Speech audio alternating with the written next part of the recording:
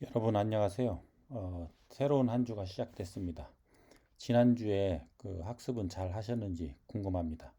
여러분들 일주일간 잘 지내셨죠? 지난주에는 우리가 재무행정이란 무엇인가라고 하는 부분, 그리고 그 정부 활동과 예산, 예산의 개념과 기능 및 원칙, 요 3장까지 살펴봤습니다. 이번 주에는 제 4장부터 살펴보도록 하겠습니다.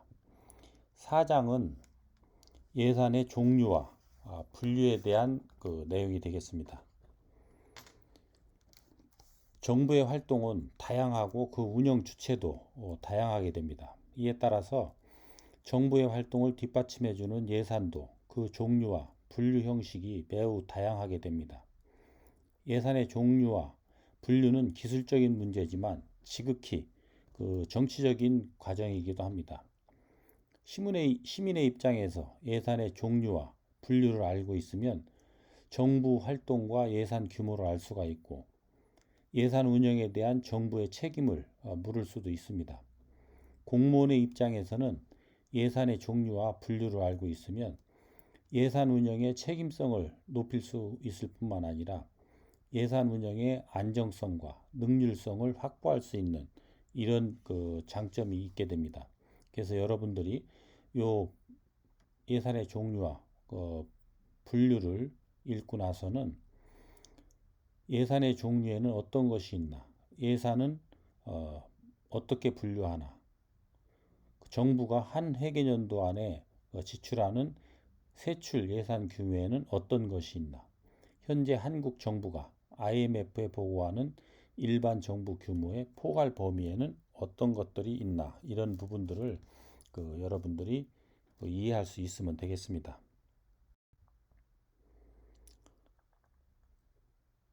목차는 예산의 종류와 분류 그리고 요약 순으로 여러분들한테 설명을 하도록 하겠습니다. 먼저 예산의 종류입니다. 종류에 들어가기 앞서서 의의에 대해서 우리가 살펴보면 앞에서도 살펴봤지만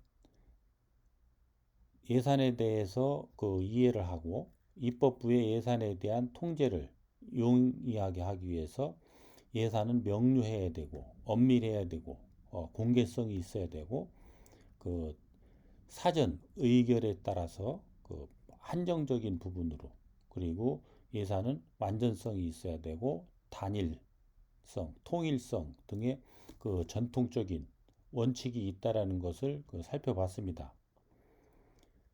그렇지만 예산은 국민의 요구를 반영해서 일정한 정책 목표를 달성하기 위한 실질적인 계획으로서 예산을 운영하는 데 있어서 국민에 대한 책임의 확보뿐만 아니라 목표 달성과 관련한 효과성과 능률성의 제고도 상당히 중요한 요소이기도 합니다.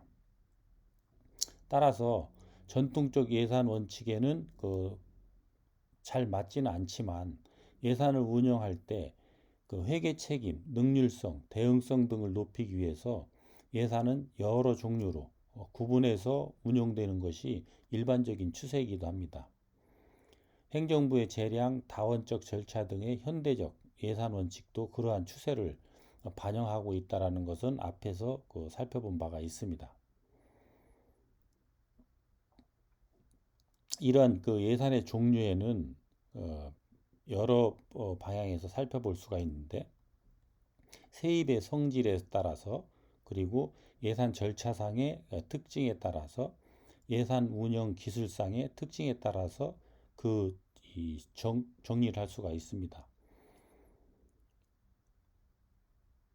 먼저 세입 성질에 따른 종류를 보면 정부에서 수행하는 사업의 성질에 따라서 예산을 일반 회계와 특별 회계로 구분할 수가 있습니다. 정부 사업은 기본적으로 국민의 기본 욕구를 충족시키기 위한 것으로서 공공성이 매우 크다고 볼 수가 있습니다. 이 가운데서 좀 더 기초적이고 항구적인 것이 일반 회계이고 일시적이고 사업적 성격이 큰 것이 특별 회계라 하고 이해하고 있으면 되겠습니다. 그렇지만 일반 회계와 특별 회계의 구분은 다소 자의적이어서 행정 편의에 따라서 특별 회계가 설치될 수도 있습니다. 따라서 일반 회계와 특별 회계의 구분은 일면 그 세입의 구성에 있다라고 할 수도 있습니다. 일반 회계의 세입은 주로 조세로 이루어지고 특별 회계의 세입은 그 자체 수입, 일반 회계로부터 그 전입금 등으로 볼 수가 있습니다. 특별 회계의 설치는 예산 운영의 능률을 위한 것이지만 너무 많이 설치되면 그 운영이 방만해서 예산 통제에 어려움이 있어서 오히려 능률이 저하될 수가 있습니다. 특별 회계는 예산 통일의 원칙과 예산 단일의 원칙에 예외가 된다라는 것도 지난번에 살펴본 바가 있습니다. 그리고 일반 회계를 다시 한번 이렇게 살펴보면 국가의 모든 기능과 활동을 위해서 사용할 수 있는 수입과 이로부터 지출되는 회계 예산을 일반 예산이라고 할 수 있고, 특별 회계는 특별한 수입으로 그리고 특별한 목적을 위해서 지출이 이루어지는 회계 예산을 말합니다. 사업적 성격이 농후하거나 일반 회계와 분리하는 것이 예산의 운영에 능률성이 있을 것으로 확실되는 것으로서 세입은 주로 자체 수입, 일반 회계 및 기타 특별 회계로부터 전입금 등으로 구성이 되고 있습니다. 이 설치 요건은 국가재정법 제4조에 나와 있습니다.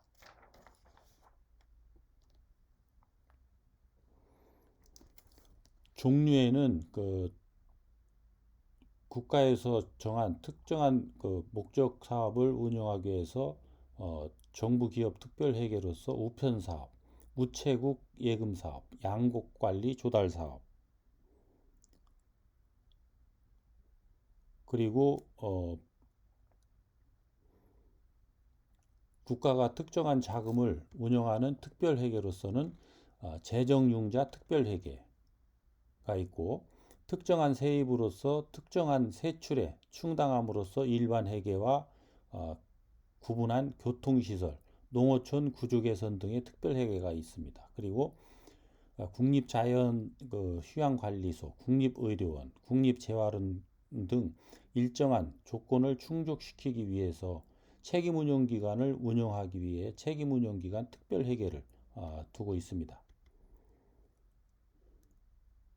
현황은 1948년 임시 외자총국 특별회계와 임시 관제조 총국 특별회계 두 개 특별회계에 지나지 않았는데, 이것이 1970년에는 29개가 되었고 점차 이런 것들이 늘고 주는 과정들을 반복해 가다가 2010년도에는 농어촌 구조개선 특별회계 등 18개가 운영되고 18년에는 19개가 운영되고 있습니다. 그리고 두 번째는 예산의 절차상 특징에 따른 이런 종류로 볼 수가 있습니다. 행정부의 예산 편성, 입법부의 예산 심의 등에서 예산 환경 변화나 결정의 지체 및 생략으로 인해서 절차상 다양한 종류의 예산이 필요하게 됩니다. 예산 편성 절차에 따른 종류로서는 수정 예산, 추가 경정 예산, 본 예산 이렇게 살펴볼 수가 있고요. 행정부는 새 회계년도 예산을 편성해서 입법부에 제출하여 입법부의 승인을 받아야 되는데, 이때 행정부가 제출하는 예산을 예산안이라고 합니다. 국가재정법 제34조에 따르면 행정부는 세입세출 총계표 및 순계표, 세입세출예산, 사업별 설명서, 계속비 명세서, 국고채무부담행위 설명서, 성인지 예산서, 조세지출 예산서 등 복잡한 각종 서류를 첨부해야 됩니다. 이에 대해서 행정부가 잠정예산과 추가경정예산을 국회에 제출할 때 복잡한 서류를 생략할 수 있는 것이 특징입니다. 수정예산은 행정부가 예산안을 심의하고 있는 중에 행정부가 예산안의 일부를 수정하고 싶을 때 이용하고 있는 것이고, 추가 경정 예산은 행정부가 이미 국회의회에서 확정된 예산을 변경을 가할 필요가 있을 때 이용되는 제도입니다. 요즘 그 재난지원금 및 그 여러 가지 그 코로나19로 인한 이런 사태들을 해결하기 위해서 추가 경정 예산을 편성하고 집행해야 된다라고 하는 논의와 이런 것들이 계속되고 있는 상황들에 해당하는 것이 여기에 추가 경정 예산이 되겠습니다. 본 예산은 행정부가 회계연도 개시 전 입법부에 승인을 받은 예산을 본 예산이라고 하는 것입니다. 그리고 두 번째, 예산 심의 절차에 따른 종류를 보면 기금, 공공기관 예산, 신임 예산 이렇게 살펴볼 수가 있습니다. 국가의 예산은 원칙적으로 입법부의 사전 의결을 받아야 되는데 때로는 예산 운영에 능률을 기하기 위해서 그 예외도 인정을 하고 있습니다. 기금, 공공기관 예산 등이 그 대표적인 것인데, 이것은 일반 회계와 특별 회계와는 달리 세입 세출 예산에 의하지 않고 예산 외로 운영되기 때문에 입법부 예산 심의를 받지 않고 있습니다. 기금의 경우에는 2006년 12월 국가재정법이 제정됨으로써 기금 운영계획안이 국회에 제출되도록 되어 있습니다. 이에 따라서 기금은 국회의 통제를 받고 있습니다. 공공기관의 경우에 기관장이 예산을 편성하고 이사회가 예산을 확정하게 됩니다. 먼저 기금을 살펴보면 국가재정법 5조에 따르면 국가는 특정한 목적을 위해서 특정한 자금을 운영할 필요가 있을 때 한해서 법률로서 기금을 설치할 수 있다. 이것은 세입세출 예산에 예외로 운영할 수 있다. 이렇게 규정을 하고 있습니다. 그리고 예산과 기금을 비교해 보면 기금과 예산의 다른 점은 일반 회계 및 특별 회계 예산과 기금이 다른 점 중에서 가장 큰 차이점은 기금 집행 절차에 있어서 상대적으로 자율성과 탄력성이 보장된다라고 하는 것입니다.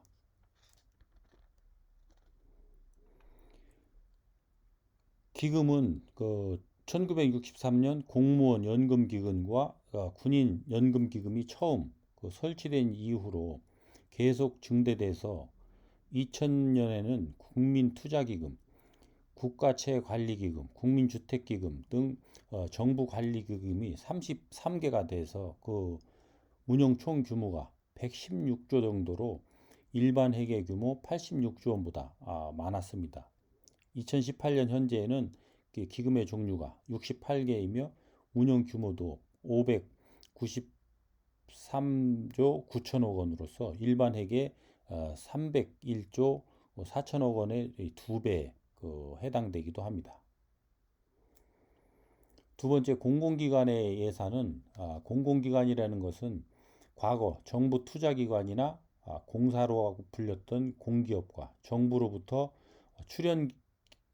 출연금이나 보조금을 받는 산하기관, 그리고 정부로부터 업무를 위탁받았거나 독점적 사업권을 부여받은 기관 등을 포함하는 말이 되겠습니다. 여기서 공공기관은 모두 기획재정부 장관의 지정을 받은 그런 기관을 말합니다. 이런 공공기관의 유형을 살펴보면 시장형 공기업, 준시장형 공기업, 기금관리형 준정부기관, 위탁집행형 준정부기관, 기타 공공기관 등 5가지 유형이 있고, 이러한 공공기관의 경영에 대해서 정보를 제공하는 공영기관 경영정보 공개 시스템 홈페이지를 검색해 보면 공공기관의 현황에 대해서 자세한 것을 알 수가 있습니다.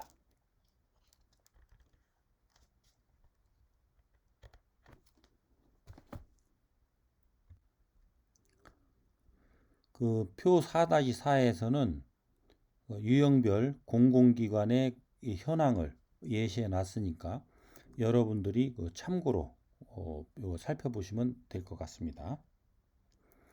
그리고 밑에 그 출처로 표시한 그 기관을 들어가 보면 여러분들이 공공기관에 대해서 알 수가 있습니다.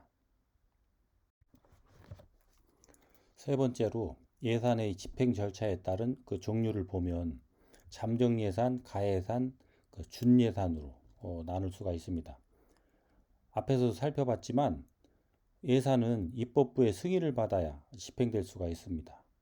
그렇지만 예산안이 회계연도 개시까지 입법부를 통과하지 못한 경우가 있을 수가 있기 때문에 이렇게 되면 그 사실상 국가 유지 및 운영에 사용할 예산이 없는 상태가 되고 맙니다.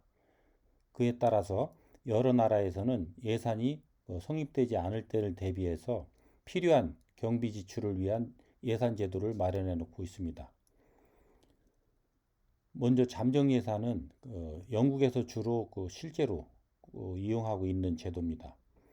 그 까닭에 까닭은 예산 심의 기간이 길고 복잡하거나 예산 편성의 내용이 예산 심의 과정에서 크게 변경되지 않기 때문에 그렇게 사용하고 있는 것입니다. 잠정 예산의 사용이 요구되는 때에는 입법부의 승인이 필요하고 보통 그 사용 기간은 정해지지가 않는 것이 특징입니다.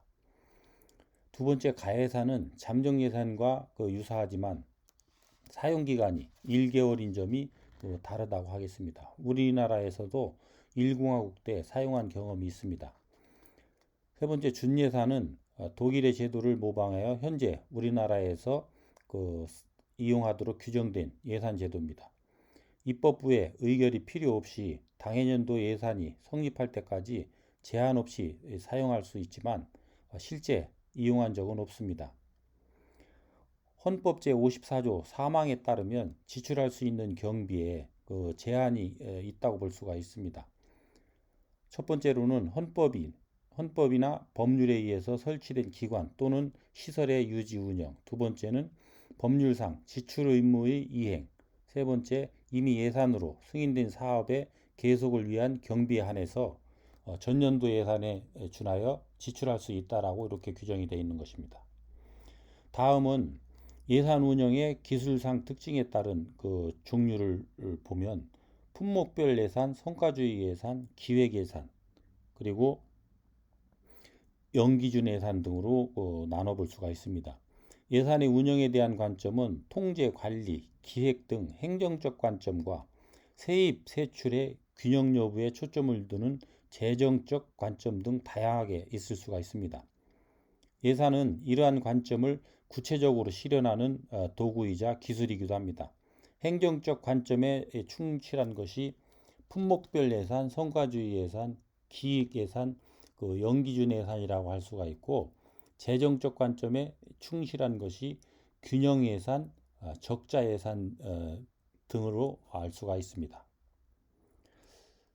세 번째, 예산의 종류와 예산의 운영에 대해서 살펴보도록 하겠습니다. 예산의 종류가 예산 운영에서 시사하는 바는 과연 무엇일까? 중앙부처와 중앙예산기관, 시민과 입법부를 중심으로 해서 이러한 부분들을 살펴봐야 될 필요성이 있습니다. 첫째로, 정부가 한 종류의 예산만 운영한다면 예산에 대한 통제는 용이할 것입니다. 중앙예산기관, 입법부, 시민 등은 하나의 예산만 살펴보고 예산 규모, 사업의 종류 등 예산에 대한 정보를 모두 얻을 수 있다는 점에서 계획 작성과 통제가 용이할 것입니다. 그렇지만 예산이 특별회계, 기금 등으로 나눠져 있다면 그만큼 예산의 운영은 복잡하고 예산에 대한 계획과 통제가 쉽지 않을 것입니다. 이러한 이유에서 다른 조건이 동일하다면 정부가 한 종류의 예산만 운영할 때보다 여러 종류의 예산을 운영할 때 예산의 증가폭이 클 것입니다. 즉 다시 말하면 정부가 여러 종류의 예산을 운영한다면 그렇지 않을 때보다 예산이 방만하게 운영될 가능성이 클 것이고, 따라서 정부 예산 운영의 책임지는 중앙예산기관은 가능한 한 예산의 종류를 축소하려고 할 것입니다. 두 번째, 특별회계 기금, 공공기관 등을 설치함으로써 행정기관들은 예산 운영에서 자율성을 높일 수가 있습니다. 정부는 여러 기관으로 구성되어 있습니다. 행정부도 여러 부처로 구성되어 있고, 이들 부처는 매년 그 예산을 확보하기 위해서 중앙예산기관과 입법부를 설득해야 됩니다. 왜냐하면 부처들은 한정된 재원을 둘러싼 경쟁을 해야 되기 때문에 그렇습니다. 이런 환경 속에서 부처들은 자신들의 예산을 안정적으로 확보하고 싶어 합니다. 그 방법 중에 하나가 특별회계 및 기금의 설치입니다. 특정 목적으로 특별회계가 설치되고 기금이 설치되면 관련 부처는 돈주머니를 하나 마련한 셈이 되게 됩니다. 돈주머니를 차고 있는 부처는 중앙예산기관이나 입법부로부터 어느 정도 자율성을 얻게 됩니다.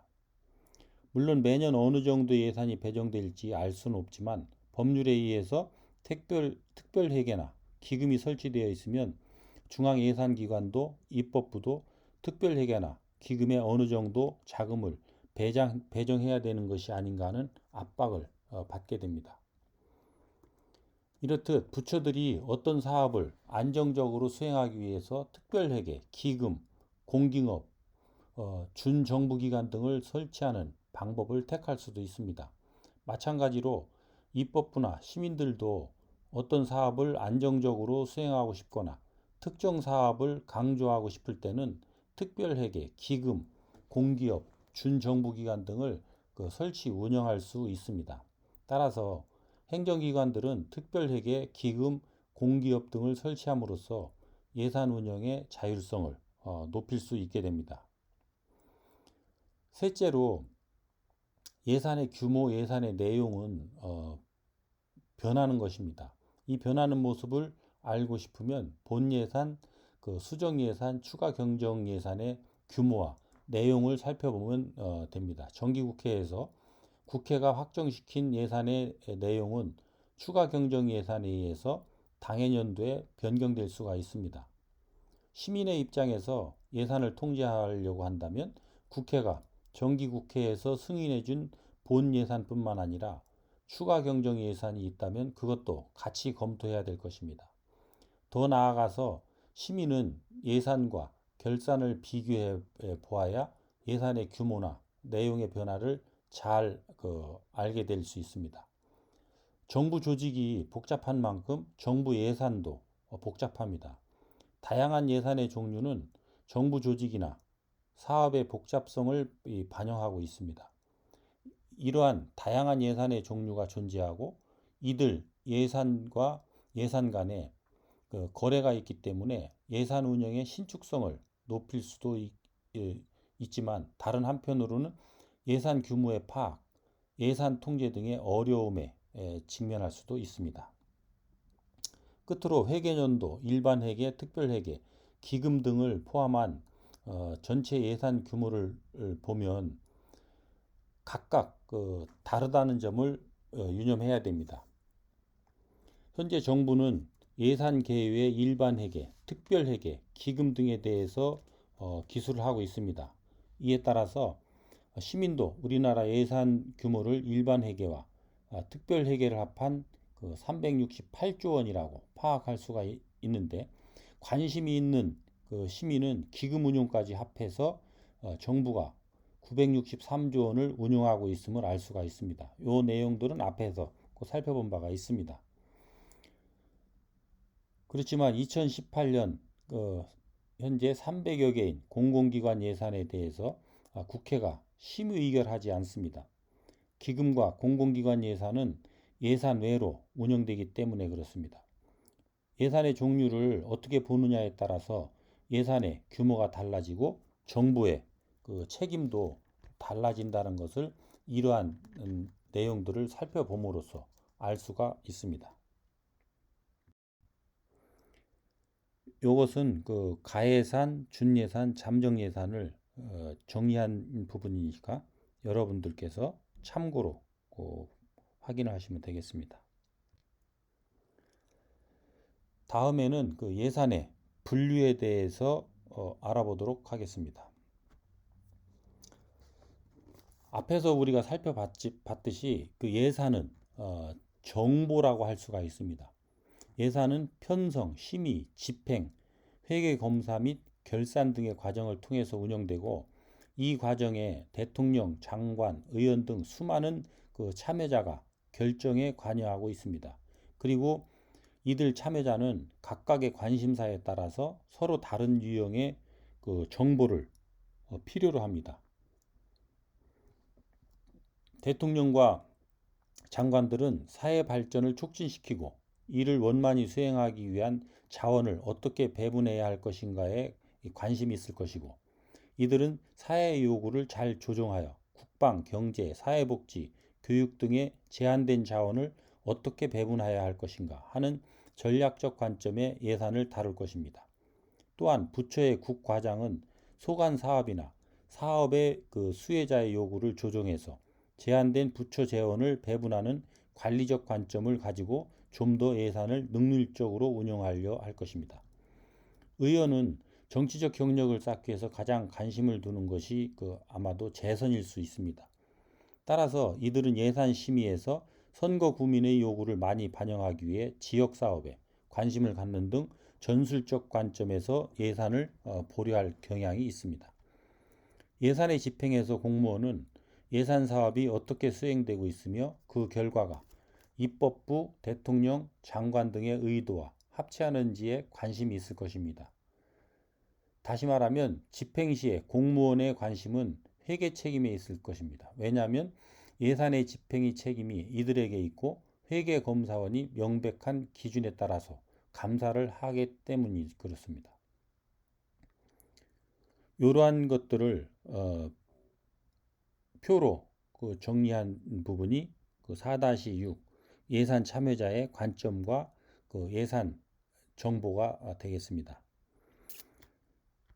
전략적 관점에서는 사회 변화 상황을 살피고, 그리고 예산 분류의 기준은 목적, 기능, 경제적 성질을 따지게 되는 것입니다. 전술적 관점에서 보면 선거 구민의 요구, 즉 지역사업, 법령 등의 예산 정보를 나타내게 되고, 예산 분류의 기준은 조직, 지출 대상이 되겠습니다. 관리적 관점에서 보면 사업 수혜자의 요구가 되겠고, 그리고 사업과 직접적인 활동, 이런 것이 분류 기준이 됩니다. 책임 관점에서 보면 이제 회계 책임, 여기에서는 예산 한도액이 되겠고, 예산 분류의 기준으로 보면 지출 대상으로 나눠 볼 수가 있습니다. 다음은 예산의 분류를 살펴보도록 하겠습니다. 여기에서는 기능별 분류, 조직별 분류, 품목별 분류, 경제 성질별 분류, 통합 예산 등을 중심으로 한번 살펴보도록 하겠습니다. 먼저 기능별 분류입니다. 예산을 정부의 주요 기능에 따라서 분류한 것으로서 대통령 등 고위 정책 결정자의 예산 결정에 도움이 될 뿐 아니라 그 내용을 이해하기 쉬워서 시민을 위한 분류라고도 불리고, 입법부 예산의 심의에도 편리한 제도가 되겠습니다. 분류 체계를 보면 2018년 기능별 세출 예산의 내용 중에서 교육을 살펴보면 유아 초중등 교육, 고등 교육, 그리고 평생 직업 교육, 교육 일반 등으로 세분화되어 있다는 것을 알 수가 있습니다. 위의 분류에 의해서 우리는 몇 가지 사실을 알 수가 있는데, 첫 번째로 기능별 분류는 그것을 세분화하여 표시하면 사업 및 활동별로 분류할 수가 있다는 것과, 둘째, 기능의 분류 체계가 변하면 자의적이기도 하고, 세 번째로는 기능의 종류가 적으면 간편해서 이해하기 쉬우나 한 개의 기능을 꼭 한 개 부처가 수행하는 것이 아닐 수 있다는 것입니다. 그러면 이러한 것의 특징은 뭐가 있는지에 대해서 살펴보도록 하겠습니다. 기능별 분류는 다음과 같은 특징이 있습니다. 그에 따라서 운영에 주의해야 될 부분들이 있는데, 첫 번째로는 어떤 사업을 분류할 때 그 기능을 여러 가지로 정의할 수 있다는 것입니다. 예를 들어서 보건과 체육에 관한 사업비를 교육비에 배분할 수도 있고 사회개발비에 배분할 수도 있습니다. 두 번째로 방위비, 교육비, 사회개발비 등의 각각의 기능에 지출되는 경비에는 이미 급여, 상여금 등의 인건비, 여비, 판공비, 차량 유지비, 수용비 등의 물건비 등이 포함되어 있으므로 가능한 일반 행정비는 적어야 한다는 것입니다. 정부 예산은 공공사업에 사용돼야 한다는 의미를 보면 더욱 그러한 부분들을 유념해야 됩니다. 세 번째로는 기능별 분류를 이용할 때 공공사업을 기능에 따라서 분류한 것으로서 공공사업을 별개의 범주로 둘 수가 없다라는 것입니다. 네 번째, 각각의 이 기능에 따른 지출의 경제적 효과가 상이하므로 자원 배분 시에 이에 유의해야 되고, 다섯 번째는 기능별 분류는 그 사후적 성격이 강합니다. 어떤 사업에 어떤 기능으로 분류해야 되는지는 대략 알 수 있지만 사업의 성격을 규정하다 보면 분류가 모호한 것이 있습니다. 따라서 그 분류의 자의성이 괴계될 가능성이 많다라고 볼 수가 있습니다.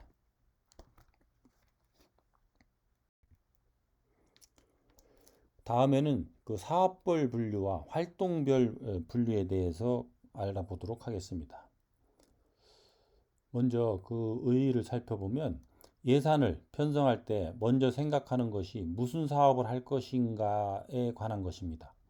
목적이나 기능을 생각하기는 하지만 실무자는 부처가 수행하는 그 사업을 수행한다는 뜻에서 사업을 생각하기 마련입니다. 물론 사업을 계획할 때는 사업의 목적, 대안, 구체적 활동 등을 고려해야 됩니다. 그런 후에 사업과 활동에 따라서 예산을 배분하게 될 것입니다. 사업별 분류는 계획예산제도 및 성과관리예산제도, 그리고 활동별 분류는 1950년대의 성과주의 예산 등과 깊은 관계가 있다고 볼 수가 있습니다. 분류 체계를 살펴보면 현재 우리나라 정부는 프로그램 예산서를 작성하는데 여기에 프로그램, 단위사업, 세부사업 등의 분류 체계를 사용하고 있습니다. 프로그램 예산서는 기능별 분류에서 16개 분야, 60여 개 부문으로 분류된 것에 기초해서 부문의 하위 단위로 프로그램, 단위사업, 세부사업을 제시해서 각각에 대해서 그 사업의 설명과 예산을 배분한 것이 되겠습니다. 여기에 프로그램, 단위사업, 세부사업은 계층이 있다고 볼 수가 있습니다. 프로그램이 그 상위 사업이고 그 다음이 단위사업, 그 다음이 그 세부사업이 되겠습니다. 세부사업이 제일 하위 사업이라고 볼 수가 있습니다. 사업이란 기관의 목적을 달성하기 위한 그 활동들의 묶음이라고 정의를 할 수가 있습니다. 이러한 그 분류체계의 특징은 첫 번째로 사업 그 분류는 기능별 분류와 활동별 분류와 달리 분류와의 다리구시를 하면서 사업별 분류와 활동별 분류는 사업 계획과 사업의 진행 정도를 파악하는 데 도움이 됩니다. 두 번째, 사업별 분류는 투입과 산출과의 관계, 측정 가능한 최종 산출물을 포함해야 되고, 한 사업을 여러 부처가 수행할 수도 있고 또 여러 사업을 한 부처가 수행할 수도 있다라고 하는 이런 특징이 있습니다. 프로그램 단위사업, 세부사업을 교육부 예시를 들어서 나타낸 그 표가 되겠습니다.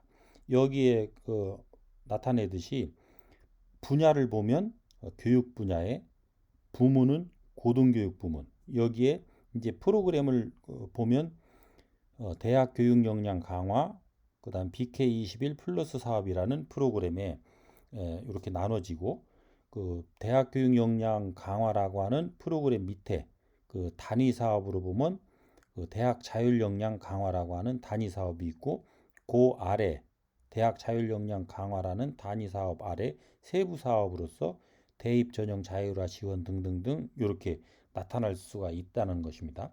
이렇듯이 분야, 부문, 프로그램, 단위 사업, 세부 사업 이런 것들이 계층화되어 있다라는 것도 이 표를 보면 여러분들이 조금 전에 설명한 내용들을 좀 더 입체적으로 파악하실 수 있을 겁니다.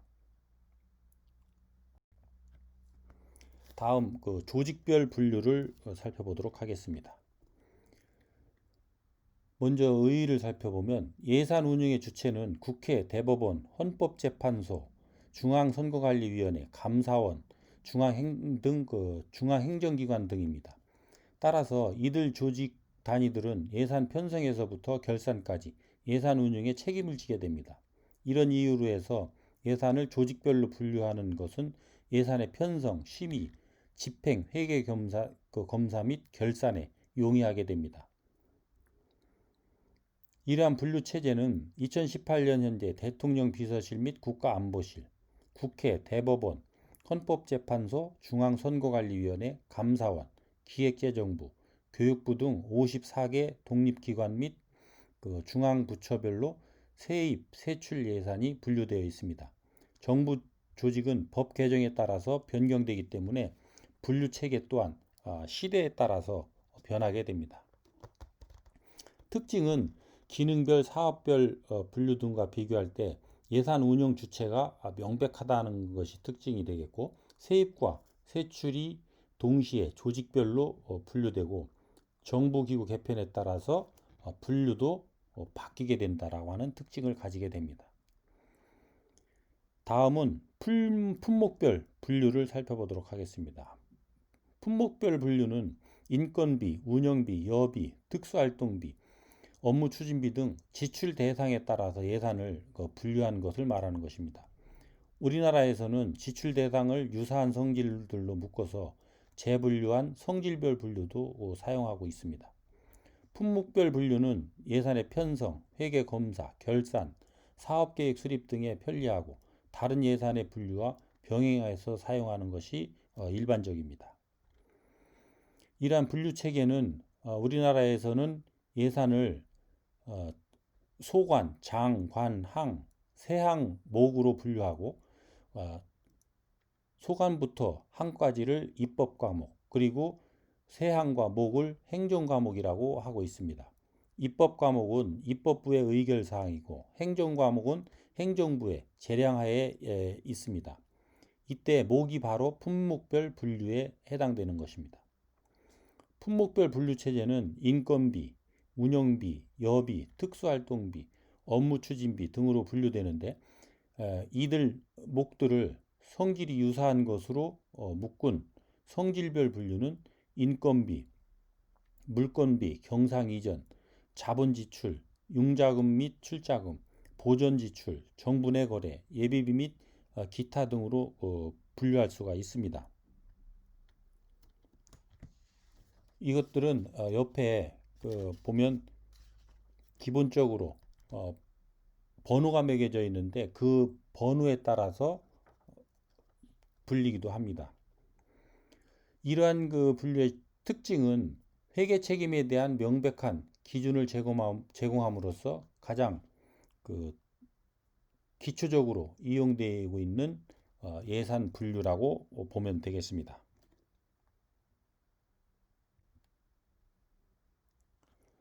다섯 번째, 경제 성질별 분류를 보면 정부 예산이 국민 경제에 미치는 영향이 막대하므로 정부 예산을 경제적 성격에 따라서 분류하고 있는 것입니다.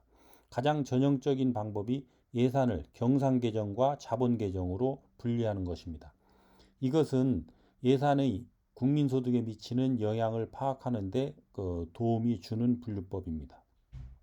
즉, 경제활동의 내용과 수준에 영향을 미칠 정부의 정책 결정에 필요한 자료를 제공해 주는 내용이 되겠습니다.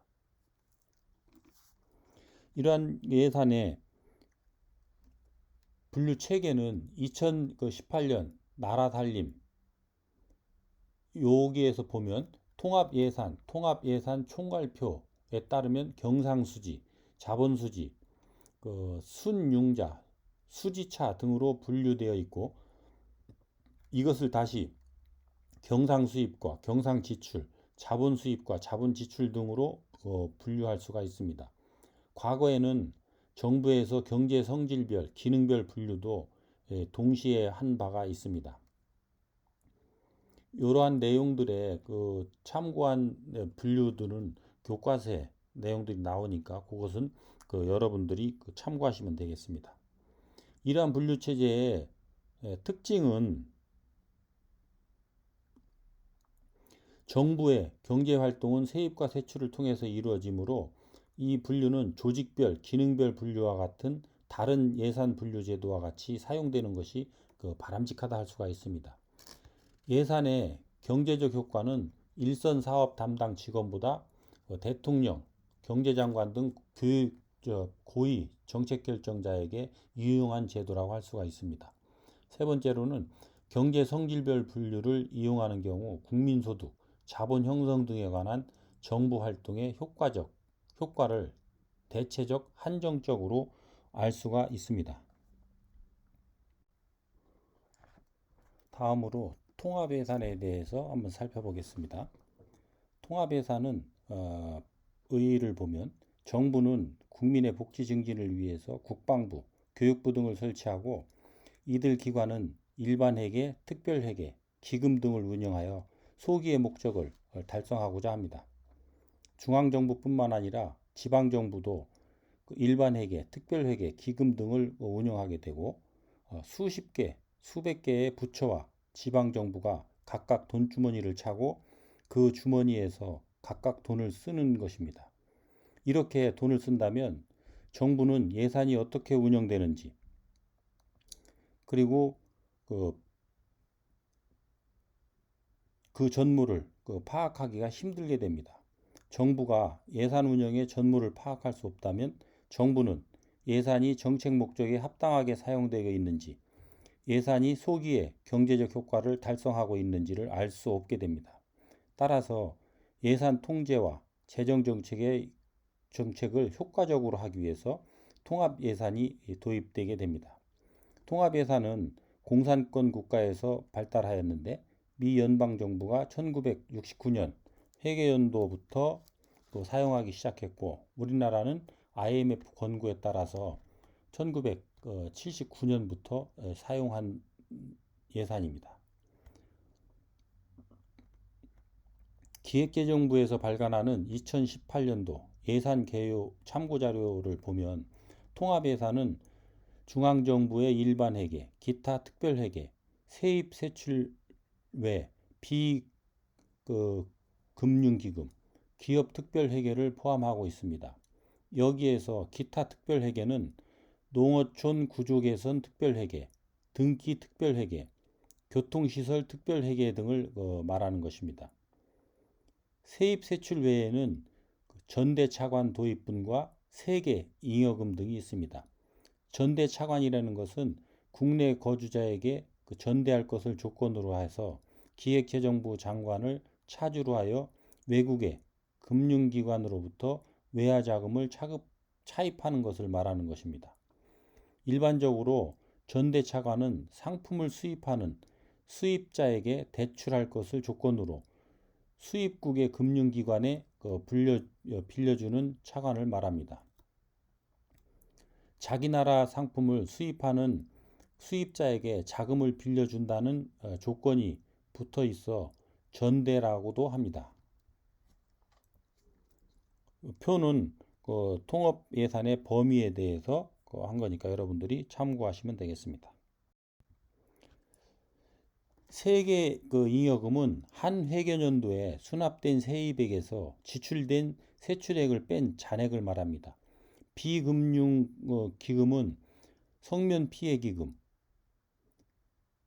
국유재산관리기금, 군인연금기금 등이 포함됩니다. 이 기금에는 금융활동을 수행하는 외국 환평형기금 및 금융성 기금이 제외됩니다.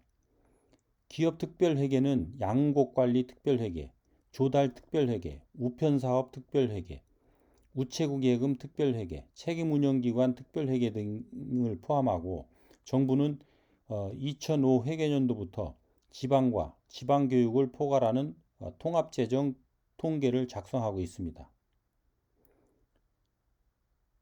통합예산은 일반회계, 특별회계, 기금을 포괄하며 회계, 기금 간 내부 거래와 국채 발행, 차입, 채무, 상환 등 수지차 보전을 위한 보전 거래, 세입과 세출에서 각각 제외해서 작성을 합니다.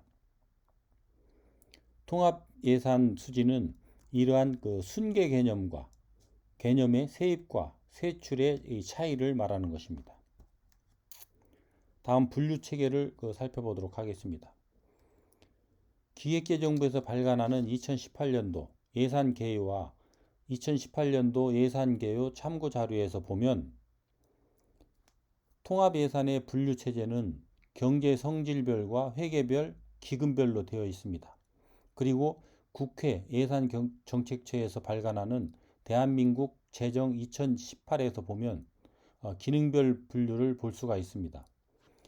회계별, 기금별은 앞에서 본 바와 같이 일반회계, 기타 특별회계, 기업 특별회계, 성면 피해 구제기금, 국유재산관리기금 등의 기금으로 되어 있습니다. 그리고 통합 예산의 세출 및 순융자는 경제 성질별 분류가 되어 있습니다. 통합 예산의 정부 거래는 세입과 세출 그리고 보존 재원의 세 부분으로 파악되고 있습니다. 통합 예산의 세입 세출은 정부의 예산서와 결산서의 세입 세출과는 다른 개념입니다. 정부 회계에서는 회계연도 내 모든 수입과 지출을 세입과 세출로 파악하지만 통합 예산에서는 정부의 수입을 세입, 보존 수입, 융자 회수로, 지출은 세출, 보존 지출, 융자 지출로 구분하고 있습니다. 또한 세입은 경상 수입과 자본 수입으로, 세출은 경상 지출과 자본 지출로 이렇게 구분하고 있습니다.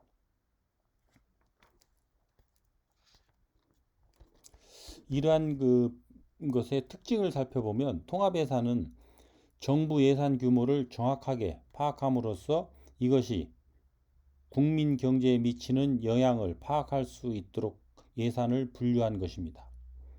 그에 따라서 첫째로 정부 예산 규모를 일반 국민이 이해하는 데 도움이 된다라고 하는 특징과 두 번째로는 아직도 외국한 평형기금, 신용보증기금 등 일부 기금이 제외되어 있지만 예산의 포괄 범위가 넓다라고 볼 수가 있고 세 번째로는 순계로 표시되어 있다. 넷째로는 정부 예산 전체로서 흑자 또는 적자 여부를 포함하고 그 보전 내용을 알 수가 있다. 즉 재정활동의 통화효과, 국가 채무의 분포 상황, 재정의 차입 의존도 등을 알 수가 있습니다. 다섯 번째로는 통합 예산을 통해서 정부 소비, 저축, 총고정자본 형성 등의 추정이 가능하고 거시 계량 모형을 이용한 정부 재정 활동의 국민 경제적 효과에 대한 분석이 가능하다고 할 수가 있습니다. 회계연도 2018년 중앙정부 통합재정 수지를 분류한 표가 되겠습니다. 여러분들이 요거는 참고해서 살펴보시면 되겠습니다.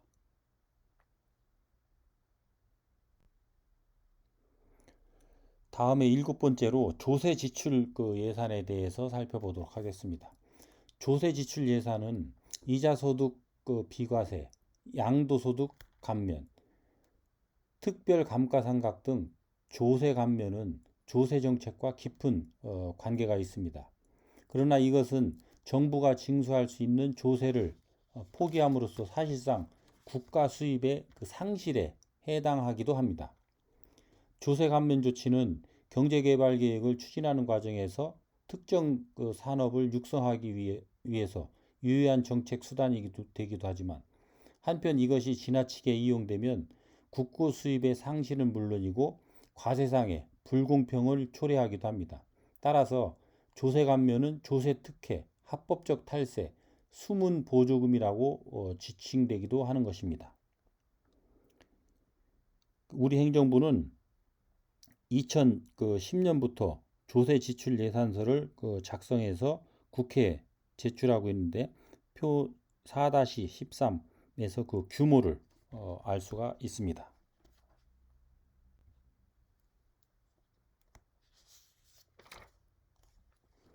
분류 체계를 살펴보면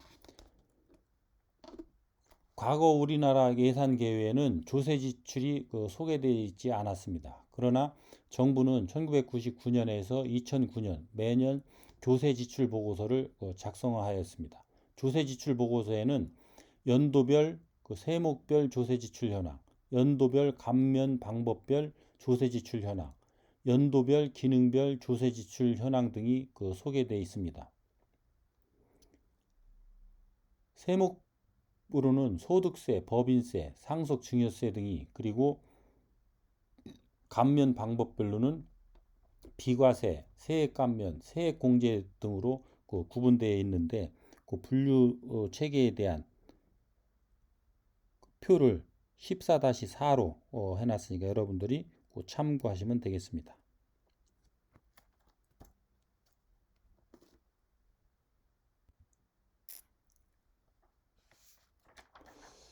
이러한 조세 지출 예산의 특징은 각종 조세 감면 실태를 파악할 수 있는 제도로서 다음과 같은 특징이 있습니다. 첫 번째로는 조세 지출은 법률에 따라서 이루어지는 것이므로 경직성이 크다 할 수가 있습니다. 두 번째로는 조세 지출 예산이 운영되면 조세 감면이 국가 수입에서 차지하는 비율을 쉽게 알 수가 있습니다. 과세의 수직적, 수평적 형평을 파악할 수도 있습니다. 세 번째로는 예산이 편성되고 심의되는 예산 과정을 통해서 예산 통제가 가능합니다. 네 번째로는 조세를 감면받는다는 것은 특혜의 성질이 있는 까닭에 특정 집단의 이해와 깊은 관계가 있는 관계로 정치적으로 큰 관심의 대상이 된다라고 할 수가 있습니다. 전체적으로 조세 지출 예산이 운영되면 비과세 제도 및 조세 감면에 따르는 일반 국민의 의혹을 해소하고 국고 수입을 증대시키고 재원 배분의 효율성과 과세의 형평을 증진시키는 데 기여한다라고 할 수가 있습니다. 여덟 번째는 성인지 예산입니다. 우리가 예산에 대해서 관심을 가진다고 한다면 대체적으로 이러한 것이라고 할 수가 있습니다. 올해 예산은 작년 예산보다 얼마나 많은가 혹은 적은가, 예산이 사회복지, 경제발전, 국방 등에 어떻게 배분되는가, 국방부, 법무부, 보건복지부, 국토교통부 등에 얼마나 예산이 배분되는가, 우리는 예산의 증가 혹은 감소, 예산의 기능별 배분, 부처별 배분에 대해서 관심을 가지고 있습니다. 그러나 최근에 여성과 남성의 특성을 고려해서 예산을 배분해야 한다는 생각이 주목을 받으면서 등장하기 시작한 것이 성인지 예산이라고 할 수가 있습니다.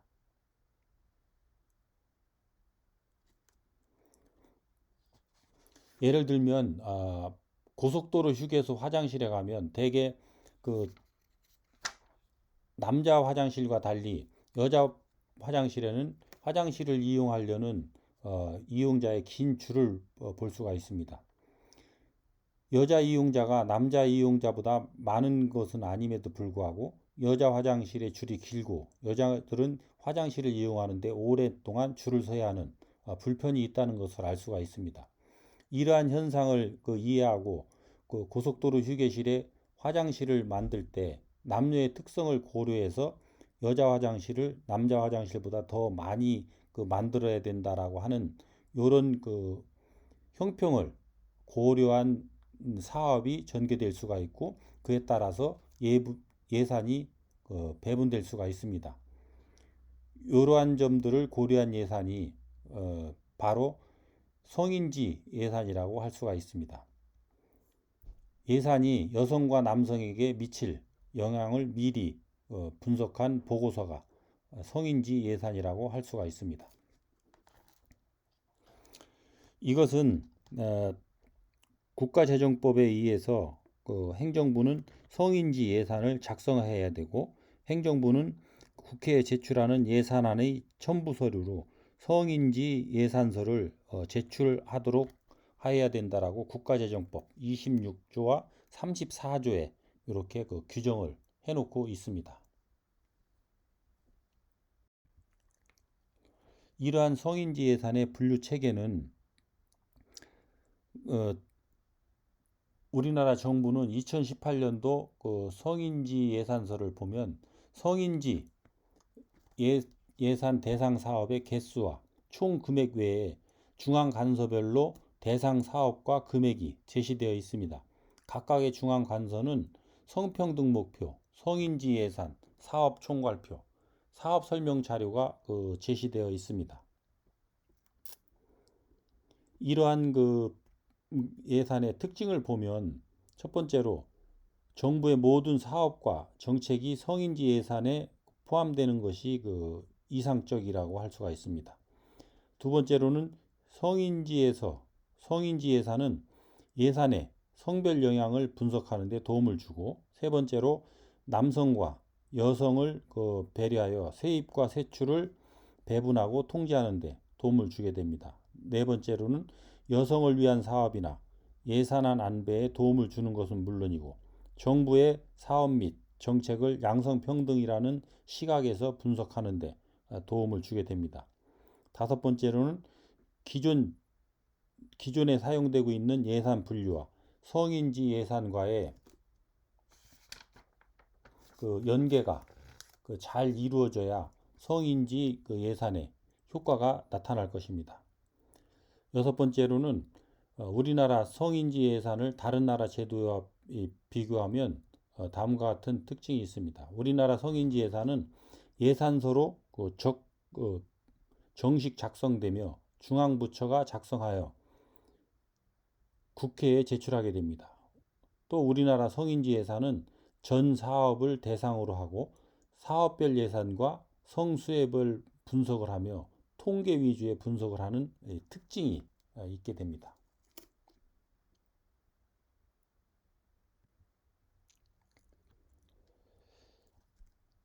다음으로는 예산의 분류와 예산의 운영에 대해서 살펴보도록 하겠습니다. 예산을 여러 가지로 분류하는 이유는 예산 과정에 참여하는 참여자에게 각각 적합한 정보를 제공하는 데 있습니다. 일반 직원은 회계 책임을 다하기 위해서 품목별 예산을 조합할 것입니다. 중간관리층은 사업의 능률적인 관리를 위해서 사업별 분류가 필요할 것이고, 국회의원은 자신이 속한 위원회 소관 예산을 검토해야 되기 때문에 조직별 분류가 필수적입니다. 아울러서 국회의원이 소관부처의 사업이나 활동에 대해서 관심이 있다면 사업별, 활동별 분류가 도움이 될 것입니다. 다른 쪽에서 보았을 때 시민의 입장에서는 중앙부처의 예산이 얼마고 전체 예산이 얼마며 그리고 국방비, 경제개발비 등의 정부가 어느 정도 자금을 사용하는지 알고 싶다면 각각 조직별 분류, 통합예산, 기능별 예산 등이 도움이 될 것입니다. 그러므로 어떤 관심을 가지고 예산을 보고자 하는지가 중요한데, 납부해야 될 세금을 감해주는 금액이 얼마가 되는지, 예산이 여성과 남성에게 어떤 영향을 주는지에 관심이 있다면 조세 지출 예산과 성인지 예산을 봐야 됩니다. 예산에 대한 관심을 투입, 전환, 산출 등으로 나눌 수도 있습니다. 투입에 충실한 것이 품목별 분류이고 전환을 나타내는 것이 활동별 분류가 될 것입니다. 산출에 해당하는 분류는 성과계획서가 될 것입니다. 성과계획서는 성과관리 예산에서 강조하는 성과 목표와 성과 지표가 제시되어 있습니다. 예산 분류의 핵심은 예산의 분류가 예산을 보는 견해를 지배하고 예산을 보는 견해가 예산 운영을 지배한다는 것입니다. 예산 분류에 따라 제시되는 정보가 다르고 이 제시된 정보에 따라서 예산 운영자들의 정향이 조성되고 이 조성된 정향에 따라서 예산을 다루는 방법이 달라질 수 있다는 것입니다. 예를 들면 조세 지출 예산이 제시되면 예산 관리자들은 징수해야 될 세금 중 어느 만큼 공제 또는 면제로 징수하지 못했는지에 대해서 알게 될 것이고, 예산 관리자들은 예산 편성 및 예산 심의 과정에서 공제나 면제에 대해서 논의할 것입니다. 예산 관련자들은 조세 감면이 정치적, 경제적 효과에 대해서 논의할 것입니다.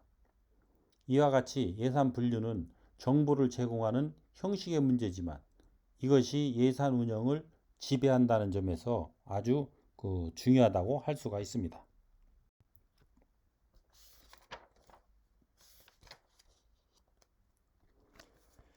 이상 우리가 살펴본 바들을 요약해 보면, 예산은 국가 운영을 위한 도구이라는 것을 알 수가 있습니다. 세입 세출 예산의 구성이 복잡하고 그 운영 주체가 다양하며 예산 절차가 복잡하기 때문에 이에 대응해서 각각 장점이 있는 예산 종류와 분류가 발전했다는 것도 알 수가 있습니다.